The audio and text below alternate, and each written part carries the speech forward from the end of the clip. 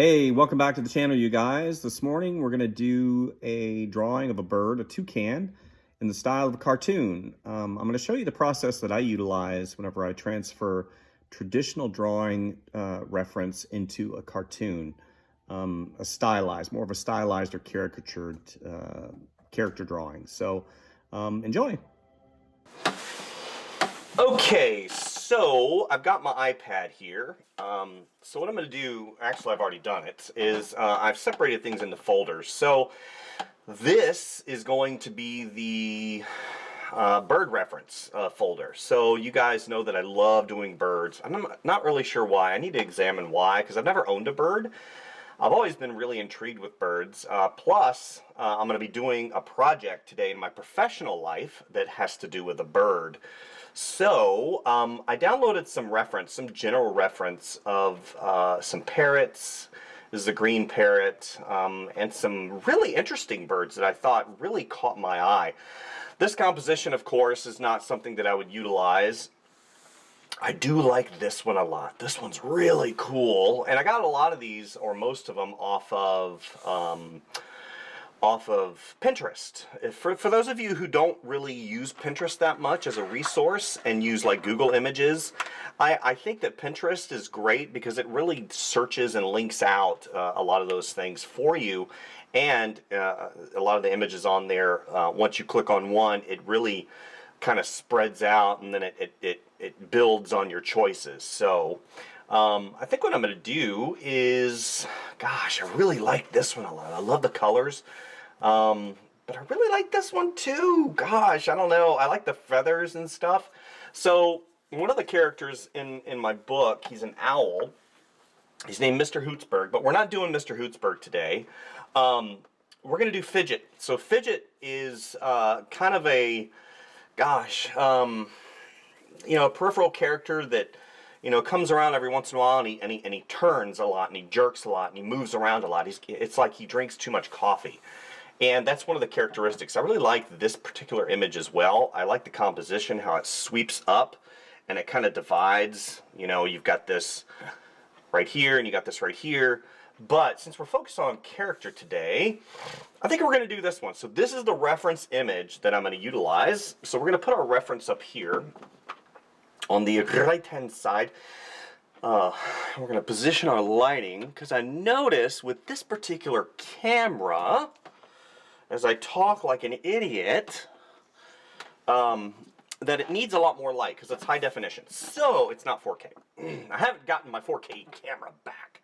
So what I'm going to do is, one of the things that I do as I move through my process of developing this character, I'll do what's called a first pass, and that's what we're doing this morning. There's a lot of ways you can do first pass, especially whenever you're in the reference stage. So I was working on beans yesterday in my private time. I didn't tape any of this because, again, this has to do with personal development, and just really exploring the body images of Beans and who he is as a character. And this is one of the main characters of the book. So now we're getting into a little bit of the periphery. So toucans. One of the biggest characteristics about the toucan, obviously, is this beak. This beak right here is going to be accentuated, and also this big eye. He actually looks kind of cartoony to begin with. Let me look back. I really like that one too. Gosh, I'm kind of torn. Is it a front or is it a side? I don't know. Okay, so we're going to do that one first. Alright, so just like I do with a lot of the characters that I draw, I start out with basic shapes. What this does is it gives me, it breaks things down very simple to allow me to really focus in on the gesture. Okay? I want this character to be, right now he's responding to a question. Like, what'd you say? What'd you say? You know, what'd you say? So every time I do that, I go down to the root. My body, I read my body and how I react, or how I would say that particular expression. Well, what'd you say? And see, what I'm doing is I'm sticking my head out, and how I would animate that. So what? That third what'd you say? My neck gets extended. So what I'm gonna do is, as I'm thinking about it, I've got my reference in front of me. Okay. Literally, I'm going over. I keep saying it inside my head. What did you say? And he's got his head tilted, and then once he comes back, I can feel my fingers kind of go a little bit back. So again, I start thinking of that gesture.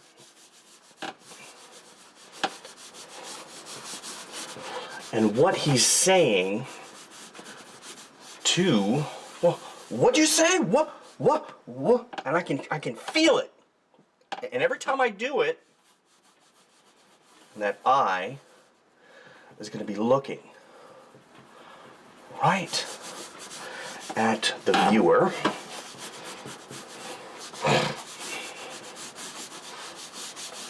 It goes here. Okay, so I'm at that stage now where I wanna, even though I've got my reference in front of me, he's got that head that comes out and it's extended, and you've got these feathers in his body, right? And maybe this foot's up, and he's like, right? And his mouth's open, slightly.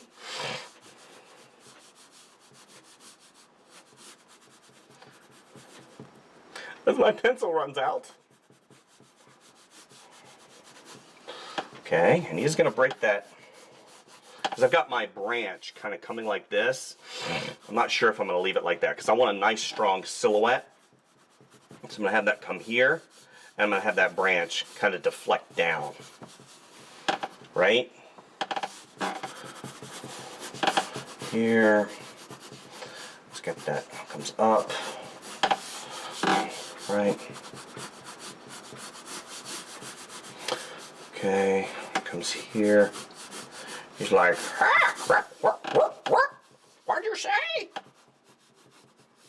I know it's, I get it. I get it. It's weird. It's odd. Whatever it is my process. Okay. And since his eye is open, I've got this brow line that comes up. And this particular bird's got this really great, if you look, he's got this great brow line that comes up and over. So you have to think, whenever he extends that up, you're going to have it, it's going to come up and around. Whoops, as I completely destroy my setup. Sorry about that. I'm just getting excited because I can feel that gesture, and I can feel that expression as I draw my character. As I sharpen and break my pencil. I'll go back. It's always good to have two pencil sharpeners, one for color pencil. Okay, so here I'm gonna have it come up, right? And this other one's also coming up. And you got that beak, right? Comes here. What did you say?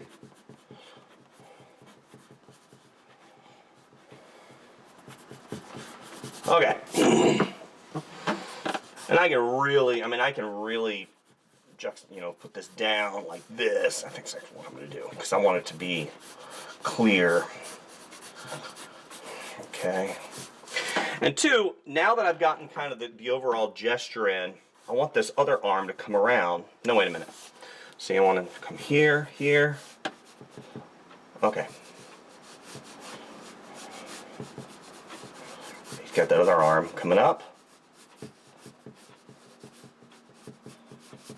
Okay. He's got his hand up because he's got a question, right? Okay, he's got a question. That other, it's making a noise here. I don't like that. It's my entire table. He's got his foot that comes up. One claw comes down. One claw comes up. and claw comes down. He's got all his weight on this, comes like this. So here's your line of action. Boom. Okay. He's got that other feather. Okay, he's got that hump. There's a hump right there. There's another hump right there. His head is extended. Here, here.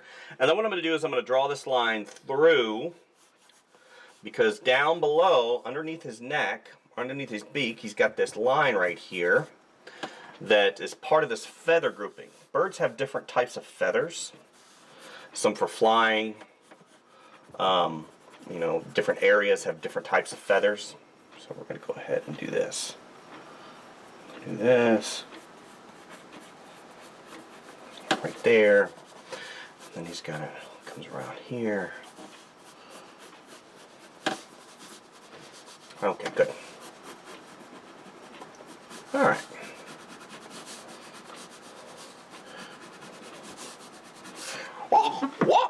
What did you?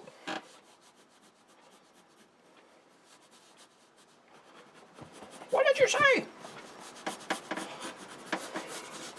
This is going to come around. He's got that other feather grouping, as he's kind of he's bent back slightly.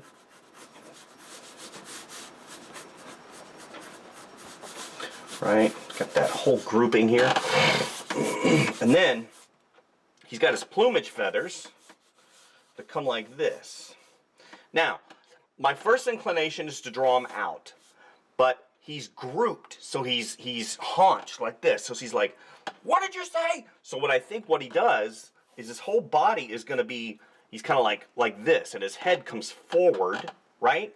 And that hand goes up, right?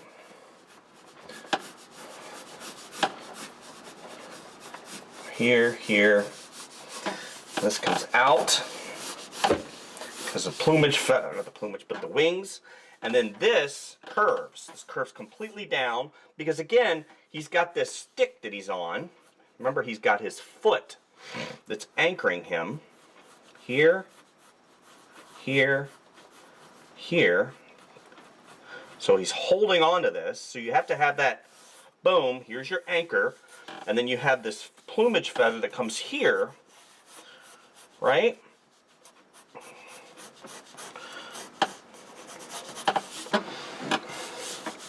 Okay.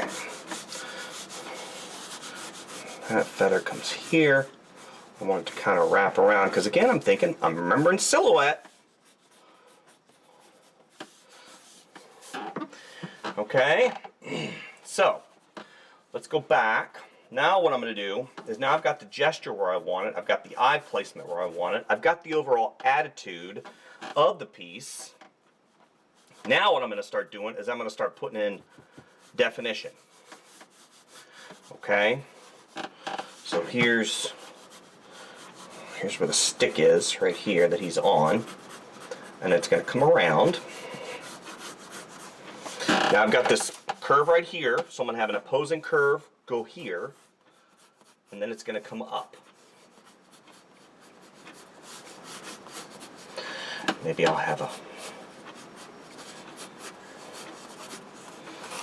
Then what I'll do, just for... Okay, have it like this. So maybe I've got a stick here, or not a stick, but a leaf here. Points up to him, okay? So now I'm going to come here. I'm going to draw in the rest of the bottom of his beak. Okay, bottom of his beak comes here, and it comes out. Here, and here's the other side of his face, right here, that you can't see. Well, you can barely see it. Okay, I'm going to have that, actually, I wonder if I can see just a little bit of the interior. I can. Just a little bit of the interior, the top of his beak. So let's go ahead, because he's got that top beak coming open. So you would just be able to see just the slight hint of the interior of it. Because of the way his head's tilted and it's down, you'll be able to see just a little bit of the interior, and then you'll have the part right here that comes around. Right? You know, okay. I want that pinky to come out. No, not feeling that. Because the main focus is this finger. So I want this pinky to come up. It'll be like that. Okay, good. Sure. And then the feathers will come down. And there'll be slight separation because he's fanned it out like this. And if you ever think of a bird, whenever their wings are spread, now whenever they're in, they're connected like this. But whenever they're spread like this, okay, they're going to be out. Good. And the further they get up, they'll be closed. But like right here is where they fan out. I have his tongue. I'm going to color this in just a little bit. Shade that in. Here. Okay, so now we're going to go back to the reference. What I'm going to do now is I'm just going to start putting in, he's got this nice area right here, because this is all feathers, right? Comes here, and it comes down. He's got his eyebrow, and I'm not going realistic. I'm giving just an indication. And here's where the feathers, right here. Here, goes here. And then it comes around. It's got this. Right there, right there. Boom. So after you do things like this for a long time, you realize something that is very well known, not only in the artistic industry, but also the animation industry, that basically we're all the same. Obviously there's differences. You know, I don't have wings. Okay, I'm not saying that I'm a bird, but in terms of skeletal structure, in terms of, gosh, bone structures, you know, we all have a lot of the same crap inside of us, right? We all have, you know, a skull. We all have, you know, ocular cavity. There's muscles here. There's a brow line. You know, you can identify these things on different animals. I'm not saying it's easy. Yeah, I'm not liking that. What's happening is I've got a tangent here. So I'm going to go ahead and push this forward just slightly. Just slightly. What happens with tangents, so you're aware, this line was running right into this finger, so it put them on the same plane of existence. I don't want that. I want to push that hand back. Again. Okay, that works. So basically what I'm trying to say is whenever I'm doing the expression on here, I'm thinking of the expression of myself and how whenever I bring my eyes up, all these muscles push up, so it's going to push everything up. The whole idea of squash and stretch is not new. You can squash and stretch things to the point where it becomes obscene, but if there's that balance, right? You want to push it, but you don't want to make it to the point where it's just terrible. You know, of course, if you're doing motion, then you're gonna have to learn that balance. Okay, so I've got his foot come up. Get that foot kind of dangling like he's like, son of a biscuit. That other foot right here. Toe, it's a toe. His body comes here, it comes around. Okay, so that's kind of where I'm at. And what I'll do now is I'll put you guys on this time lapse and let you guys see kind of the whole. Okay, so I've got him coming up. I like this because I want your eye to move to the left from the left to the right.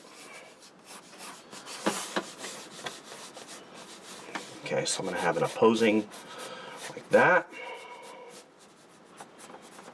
Okay, we're going to have here.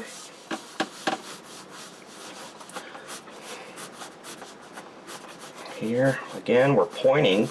See, without me even doing it, these are pointing here. These point this way, but these really bring your eye up and over. So this is pointing your eye here. Okay, got a split right here where that branch comes up and over. Okay, so what I'm going to do now, so I got some feathers right here, and we're going to come back down, and we're going to bring you the result. So this is what I started with, okay? I had an expression in my mind, right? You said, what? So this is obviously a photograph. You know, we've got our plumage down here, right here. Okay. It goes from the back, but it's curved, right, to accentuate that pose. Then all these feathers right here, it's kind of like hair. So I treated it as one form, one shape, right? So this comes down. Okay. So now, if you look here, all this brown, again, this right here is interesting. This looks solid. I don't know what that is. It's part of his wing. It looks like he has like a nail or something like that. I don't know. What I'm going to do is, so you guys have seen this, so I'm going to go ahead and I'm going to just start correcting, putting where feathers, maybe there's some feathers right here, right? Some more feathers right here. He's got that top that comes around, right? There's a feather right here, okay? And two, I'm thinking I've got plain language. Now, we talked about plain language before, and we talked about thinking three-dimensionally. So this is a shape and a form, and as I move forward in this drawing, I'm starting to think in terms of perspective, things moving away. So if I look at something flat, let's say I look at it like this, like here's the mark on my hand. Okay, so let's do the cross, okay? So if I turn it, what happens is, it changes how you look at it, how the perspective and your relationship is to it.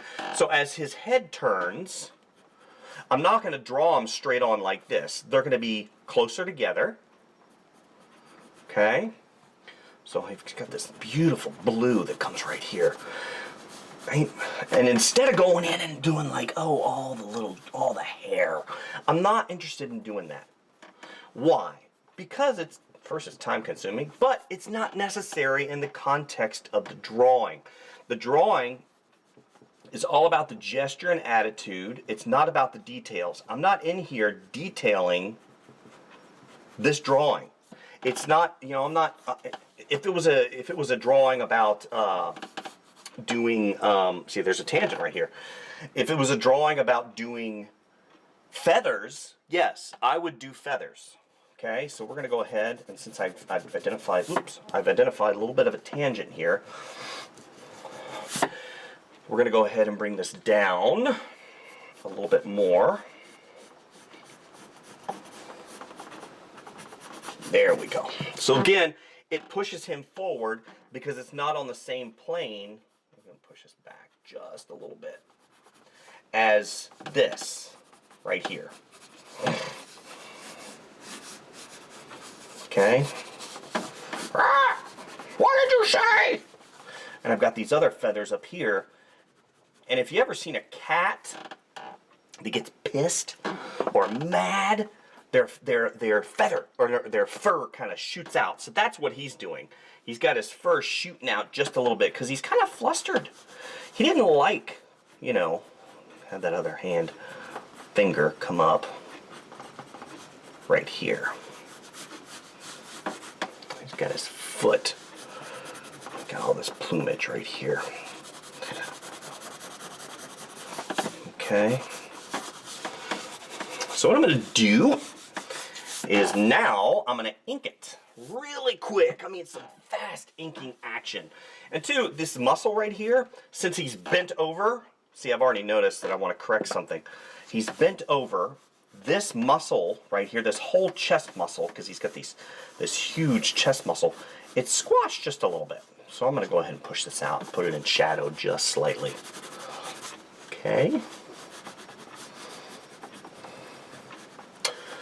Good, yellow, nice. So this is basically what I do whenever I start doing like cartoony animals, is I think in terms of basic shapes. I use the reference as reference. I'm not going to sit here and draw the bird. That's not my goal, especially if I'm doing like a cartoony bird, which is what this is. If I was doing a realistic, see, like right here, I can already feel this. And this is something that you'll get as you draw more. See, this comes up right here. I got this opposing curve, right? Straights and curves, right? They work. Opposing curves here, here. And I got this. It goes up and over, and then you run into this. It's like a defining. It accentuates everything about this pose. I've got this branch right here.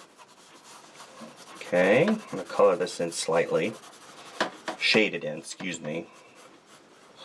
Okay, it's kind of sitting. Okay, so I'm going to ink this just slightly to kind of give you guys a better kind of overview. Put you guys on dust time lapse. I would love to color it in. I got so much work today, it's ridiculous. I'm doing a huge project for... Ooh, I almost messed up. Ooh, that was close. That was close. Okay. Good, good, good.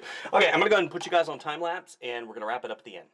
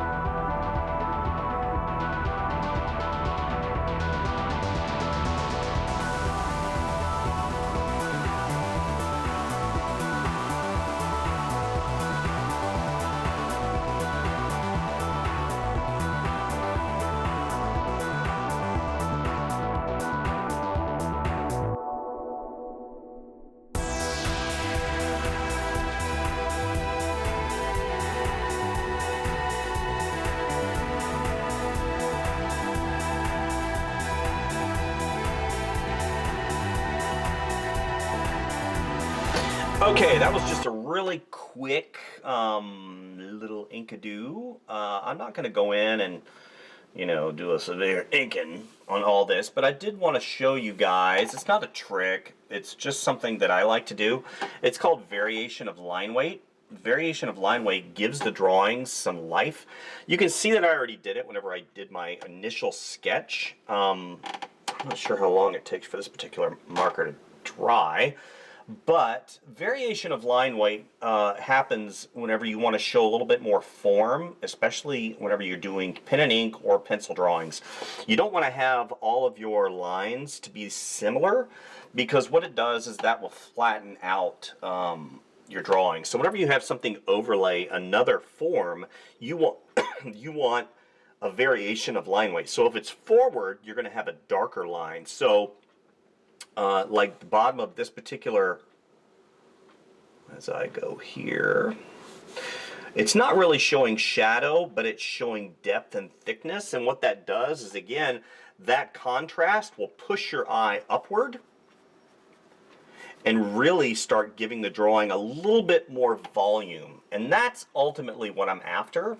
I'm not going in and drawing and rendering like these particular fingers right here. One is in front of the other, and down at the bottom we're going to have a little bit more.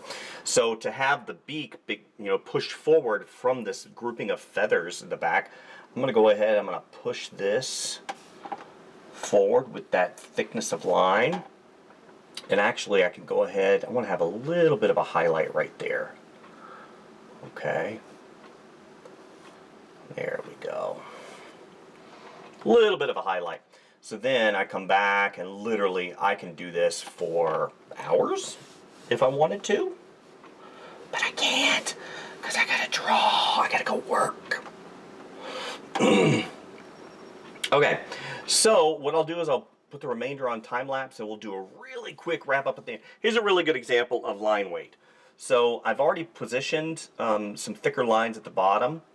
And now that it goes all the way to the bottom, there's a color change, obviously. You can see yellow to blue. So I'm going to make that darker down at the bottom to really accentuate the roundness of that feather grouping. Okay. We're going to go ahead and make this dark right here.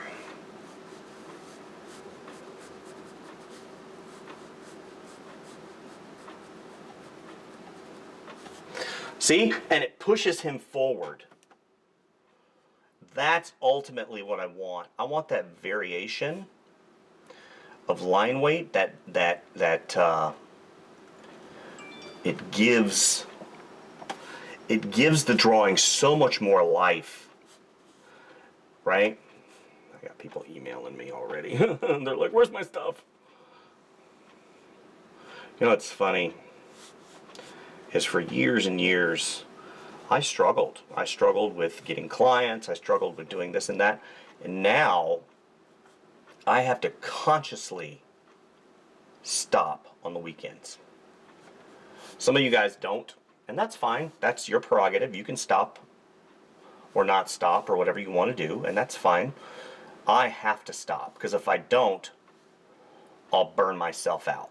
And I don't want that. I don't want to be burned out.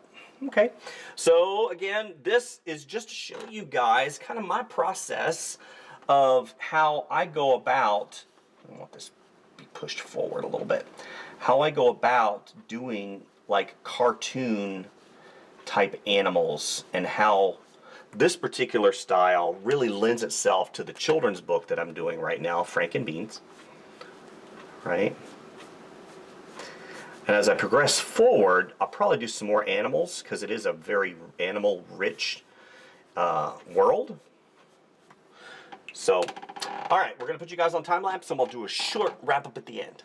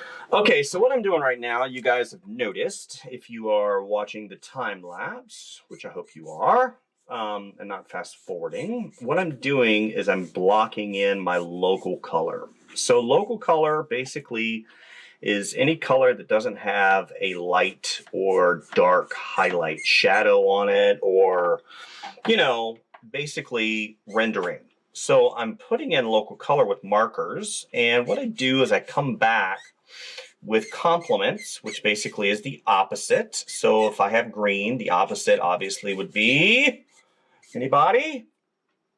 Red, or a variant of red, depending on if I want to make it a cool red, I'll do violet.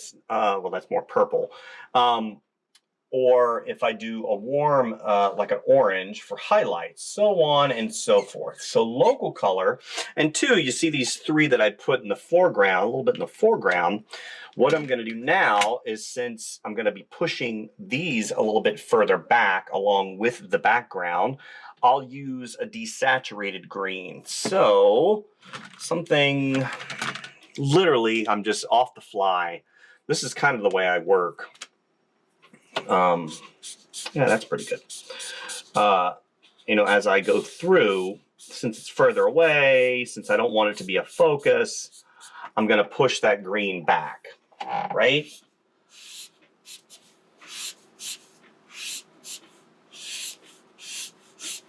Okay. And then, so I have kind of a mid-tone, I'll grab this yellow-green. And if you ever look at the jungle, how it is, depending on the time of day, it'll be darker at the bottom and lighter as we go up. So I'll put this as a base, which is basically, what is this? I don't know what color this is. I've never used it before in my life. I've never used this color before in my entire life. I don't like, that's a little bit too warm. But the really cool thing is since I'm not, literally, this is just to block in the color, to give it a little bit of, so it's not on a white background. You guys know that I don't like drawing on white background, but you know, kind of is what I'm doing right here. And I'm just basically going to be putting in this light hue because it's warmer and it's further away, so it's going to be lighter because things in the distance typically lose their saturation, they lose their hue, they become affected by atmospherics. All of these things I'm thinking whenever I'm doing this piece, even though it's very simplified. This is a simplified piece and it's, you know, kind of messy. I'm still thinking that. And since I'm working traditionally, I don't have the luxury of a Control Z if I mess up. So as I go through, this process is very organic. I can feel myself. See, I want to go right about to here. Okay, and then we're going to have a darker green kind of go over that, like so. Again, these little things that we do as artists, you know, actually, I'm going to be honest with you, he kind of looks like the toucan from Fruity Pebbles. I just realized that. Subconsciously, mister, you love Fruity Pebbles. No, not Fruity Pebbles, I'm an idiot. Fruit Loops. Yes, I will admit, I do love Fruit Loops. Okay, so basically what I'm doing now is I'm going in and I'm giving it a plane. So we'll go dark, mid-tone, and then we'll do a light green back here. Something really simple, guys. And this is, again, this is just local color. This is just the local color of what I'm putting in before I go and I actually do the quote-unquote rendering process. I'll go in and I'll use the complements, you know, the complements to really push back, because you don't want to use, one of the things you don't want to do is use gray. Okay, gray, what it does, depending on it's a warm, because they have different grays, gray hues. You have a warm gray right here, and then you have a cool gray, okay, or a neutral gray. I think this is neutral gray. Yeah, neutral gray. So it doesn't have a tone or a hue tint to it. So this is warm. So if I were to go in and put this in, it would warm things up if I wanted to put a shadow in. Like up here, I would use a warm gray. Or if it's a yellow, I would come in with maybe a like a blue to kind of, again, I don't want to use gray because it'll kill the color. And I don't want to kill the color on this piece, right? The heck is going on here? Okay, so go ahead and do, where's my last green that I want to do? Green, it's further away. It's not, I want it to be a light. I've got a ton. Okay, so let's do, I like this teal. Teal. Ooh, I've really murdered that teal. Oh, that's perfect. I've murdered this teal. This teal is just, look at him. He's been chewed up and beaten to death. Okay. So, hopefully you guys are enjoying the video. I didn't anticipate on this being a long video, because I want to get into my project that I've been working on. But man, once you get in here and you start doing this, it's just so much fun. Okay, so yeah. So, you know, the opposite of purple being yellow, so I'd probably do orange, right? To really kind of, you know, throw those in and do orange. Let's do this color. No, the dark orange, like a burnt sienna. Burnt sienna, like a brown. Okay, I'm gonna put you guys on time lapse, and I'm gonna start pushing and pulling this whole drawing. So I'm gonna put, you know, put the highlights in, I'll put the shadows in, and kind of show you guys the whole process of how I you know, render these marker drawings.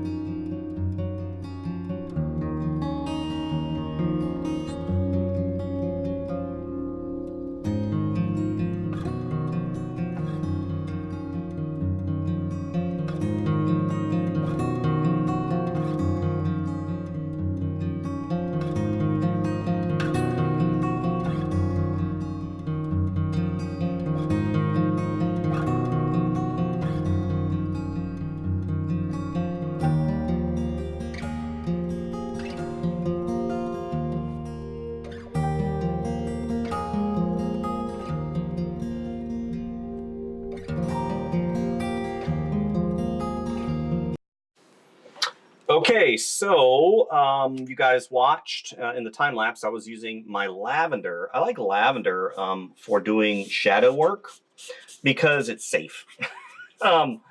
Safe being I can put it down and it dries and there's just a subtle shadow right there.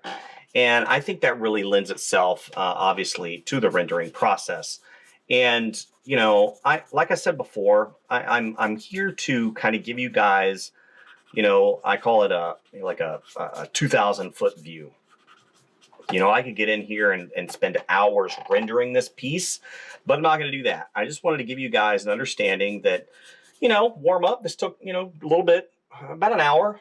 And, you know, being able to do this as a stress reliever is great. Also, it gives you, gosh, it gives you so much in terms of understanding drawing and expression and how things, you know, work anyway, so now what I'm going to do is I'm going to grab my color pencils. Where's my color pencils? My color pencils. Ah! You guys see that I got my color pencils ready. And now I'm just going to start doing some highlight work. Highlight work and bring out some of those colors that are already there, you know? Some of the colors that need to be brought out a little bit more. See, this is blending into the yellow a little bit too much. So then I'll come back and I'll get this real nice kind of greenish yellow, because again, it gives it just that little bit more that you need, right? Just a little bit more. Don't want to overdo it too much. As I go in, because white, you know, your first inclination is to just throw white on everything.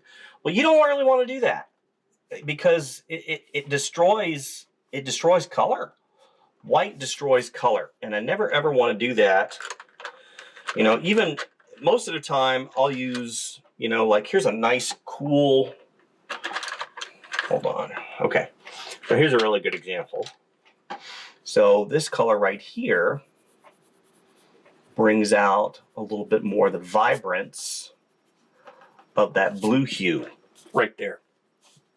And two, I might use it as a, see how I bring it down here and suddenly it becomes a reflective light tool.